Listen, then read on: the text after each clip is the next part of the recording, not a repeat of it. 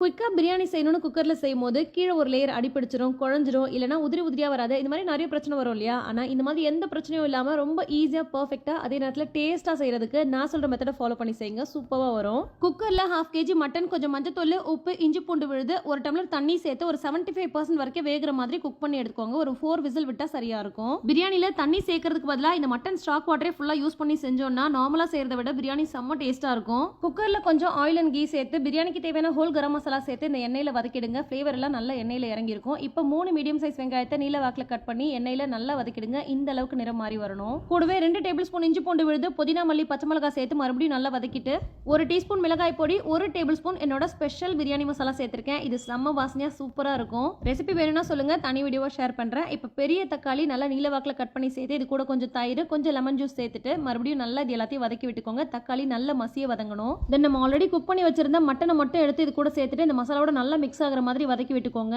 இப்போ இதுக்கு தேவையான தண்ணி சேர்க்கணும். 1 டம்ளர் பாஸ்மதி ரைஸ்க்கு 1.5 டம்ளர் அளவுக்கு தண்ணி கணக்கு. 1 டம்ளர் அளவுக்கு நம்ம மட்டன் வேக வச்ச தண்ணி சேர்த்திருக்கேன். கூடவே 1/2 டம்ளர் அளவுக்கு தண்ணி சேர்த்திருக்கேன். 1/2 அன் ஹவர் ஊற வச்ச ரைஸை வடிச்சு சேர்த்துட்டு தண்ணியும் அரிசியும் ஒரே லெவல்ல வந்ததுக்கு அப்புறமா குக்கர் மூடி போட்டு இதை ஒரு தவா மேல மீடியம் ஃப்ளேம்ல ஒரு 10 மினிட்ஸ், லோ ஃப்ளேம்ல ஒரு 5 மினிட்ஸ் வச்சாலே போதும். நீங்க விசில் எதுவும் விடவே வேண்டாம். அவ்வளோ பெர்ஃபெக்ட்டா செம்ம டேஸ்டா இருக்கும். கண்டிப்பா ட்ரை பண்ணி பாருங்க.